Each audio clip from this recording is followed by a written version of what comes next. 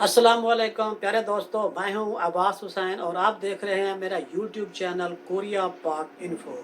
आज की मेरी वीडियो कोरिया में एक ऐसे मुसलमान पाकिस्तानी भाई के कारनामे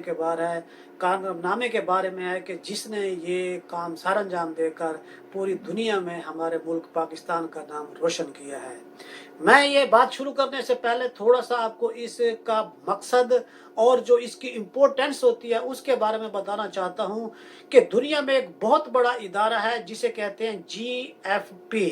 ये वो इदारा है कि जो साल में ये रिपोर्ट देता है कि पूरी दुनिया में इस वक्त सबसे ज्यादा जो ताकतवर तरीन आर्मी है किस मुल्क की है। जब जंग होती है तो जंग ये नहीं बताती कि कौन ठीक है और कौन गलत है, जंग ये देखती है कि कौन जीता है और कौन हारा है। हिटलर ने क्या खूब कहा था कि जो नौजवान नस्ल है अगर उसके जहनों में आप अपनी फौज के खिलाफ उन्हें कुछ बात डाल दें तो कुछ दिनों में कुछ वक्त लगेगा कि आपका मुल्क तबाह और बर्बाद हो जाएगा। तो जब ये उन्होंने रिपोर्ट जारी की है, इस रिपोर्ट के मुताबिक कि जो दुनिया की सबसे ज्यादा जो टॉपर हैं, जो जिस कंट्री में आर्मीज होती हैं उनमें सबसे पहले अमेरिका है जिसकी फौज की तादाद 14 लाख से ऊपर है। दूसरा नंबर पर रूस है जिसकी 10 लाख से ऊपर है। तीसरे नंबर पर चीन है जिसकी 21 लाख से ज्यादा है और चौथे नंबर पर भारत है जिसकी 14 लाख से ज्यादा है। और उसके बाद पांचवें नंबर पर जापान है, छठे नंबर पर कोरिया है और पाकिस्तान इसमें 10वें नंबर पर आता है। जो पाकिस्तान है इसकी जो आर्मी की टोटल तादाद है वो 6,54,000 है और जो जनूबी कोरिया है इसकी जो टोटल आर्मी है इसकी तादाद जो है ना 5,80,000 है। और जबकि इसराइल है वो इस वक्त दुनिया के 21वें नंबर पर आता है कि जिसकी जो आर्मी है वो बेहतरीन आर्मी है या जिनकी तादाद सबसे ज्यादा है। और इसी तरह जो जनूबी कोरिया के साथ जो शुमाली कोरिया है जो इसका सबसे बड़ा दुश्मन भी माना जाता है उसकी तादाद 12 लाख है।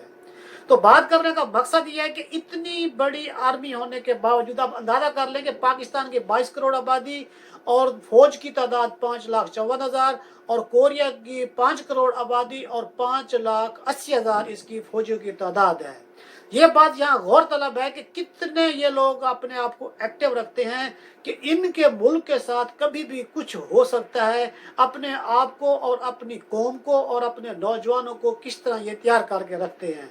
इसके लिए कोरिया का एक बहुत ही मशहूर रूल है कि जब से कोरिया जापान से 1945 में आज़ाद हुआ था, फिर 1950-52 में ये शुमाली कोरिया और जनूबी कोरिया भी अलग-अलग हो गए थे, तो उस वक्त से कोरिया ने ये कानून बनाया कि जो कोरिया का नौजवान बंदा होगा उसे 2 साल की या 3 साल की ट्रेनिंग करनी पड़ेगी। फिर ये जितने भी नौजवान कोरिया में होते हैं वो जब 19 साल की उम्र होती है तो वो कोरियन आर्मी ज्वाइन करते हैं। इनकी सिर्फ 1 साल में 5 दिन की छुट्टी होती है, वो भी किसी रीजन की वजह से दिन और रात वहीं रहते हैं और वहां पर उन्हें सख्त से सख्त तरीन जो है वो ट्रेनिंग कराई जाती है कि आप अपने आप को जहनी तौर पर और जिस्मानी तौर पर तैयार करें कि आने वाले वक्तों में दुनिया में कुछ भी हो सकता है और कोरिया के साथ भी कोई इस तरह का मसला बन सकता है जिससे अपनी कौम का दिफा कर सके। और इसमें जाने के लिए 2004 से पहले यहाँ ये 3 साल का टेन्योर था, उसके बाद 2004 के बाद ये 2 साल 4 महीने का बना। और जब ये अब जो कोरिया का मून जे इन जो सदर है इसके दौर में इसने थोड़ी तब्दीली करके इसका जो टाइम है वो 1 साल 8 महीने कर दिया है। यहाँ पर एक बात और भी बतानी है जो मुनासिब समझता हूँ, क्योंकि जब आप अच्छा खाते हैं अच्छा पीते हैं तो आप आर्मी भी ज्वाइन करते हुए दुनिया में कहीं भी रहकर अपना जो है ना अपने आप को शो कर सकते हैं। तो इसके लिए कोरिया में जो सबसे ज्यादा और आम डिश खाई जाती है वो थेजी है जिससे सुअर भी कहते हैं। और इसके बारे में कुरान में अल्लाह तबारक व तआला ने 4 मरतबा मना भी फरमाया है। लेकिन ये यहाँ पर ऐसे खाया जाता है जैसे हमारे पाकिस्तान में आटे में नमक डाला जाता है, आम रूटीन में होता है, तो इसी तरह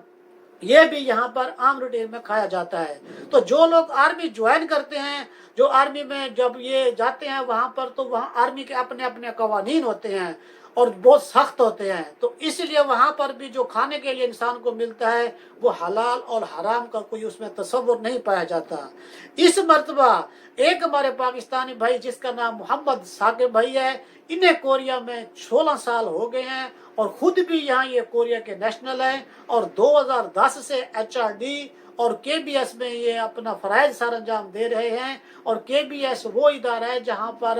دوسرے ممالک سے لوگ یہاں لیبر ورک ویزے پر آتے ہیں، تو یہ وہاں ان کی ٹرانسلیٹ بھی کرتے ہیں اور ان کو ٹریننگ بھی کرواتے ہیں۔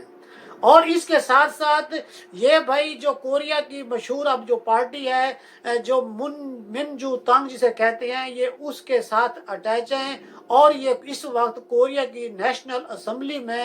جو کورین یوتھ ونگ ہے اس کے چیئرمین بھی ہیں۔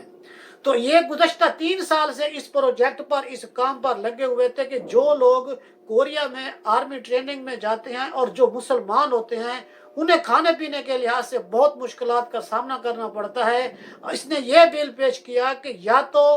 یہ ٹریننگ مسلمانوں کے لیے ختم کر دی جائے، اگر وہاں کو ٹریننگ کرانی ہے تو انہیں وہاں پر حلال فوڈ دیا جائے۔ تو یہ انہوں نے مسلسل 3 سال انہوں نے محنت کی، اور انہیں میڈیا کا بھی بہت سخت ترین انہیں سامنا کرنا پڑا، اور اس کے علاوہ یہاں کے جو کوریا کے سیاسی کارکن ہیں ان کا بھی انہیں مخالفت کا سامنا کرنا پڑا، لیکن انہوں نے ہمت نہیں ہاری، رب کی ذات پہ انہیں بھروسہ تھا، اور وہ یہ اسی کوشش میں لگے رہے کہ یہ بل کسی طرح ختم ہو جائے کہ وہاں پر جو لوگ حلال اور حرام کی تمیز نہیں رکھتے، اگر مسلمان وہاں پر کوئی ٹریننگ کرنے کے لیے جاتے ہیں تو انہیں وہاں پر حلال فوڈ ملے۔ کیونکہ جب کورین جو یہاں پر کورین نیشنل ہو، جو ان کی اولاد ہو جاتی ہے، یا کوئی دوسرے ممالک سے یہاں لوگ ٹریننگ کرنے کے لیے آتے ہیں، ان میں سے بہت زیادہ مسلمان بھی ہوتے ہیں، انڈیا سے بھی یہاں لوگ بہت آتے ہیں، تو اس لیے وہاں پر انہیں کھانے کی بہت دشواری ہوتی ہے۔ تو ان کی یہ کوشش کی وجہ سے، اور ان کے ساتھ ان کی ایک اس بارے میں ملاقات بھی ہوئی تھی،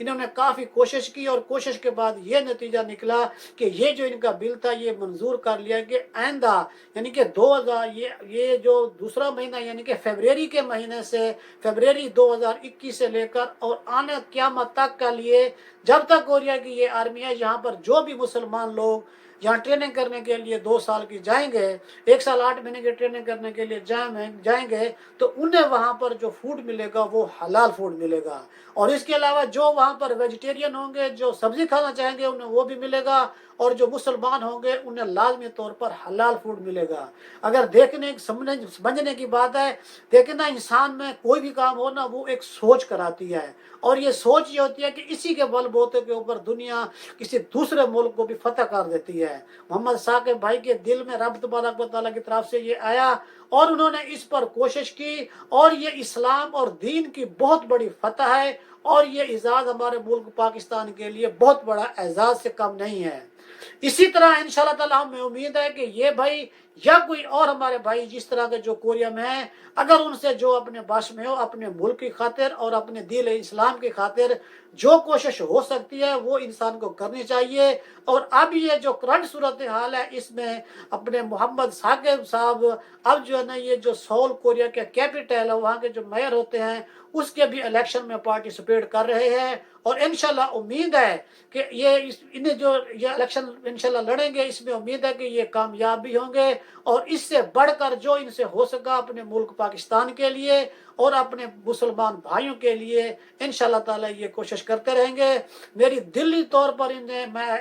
خراج عقیدت پیش کرتا ہوں کہ اللہ تبارک و تعالیٰ نے ان کے اوپر خصوصی یہ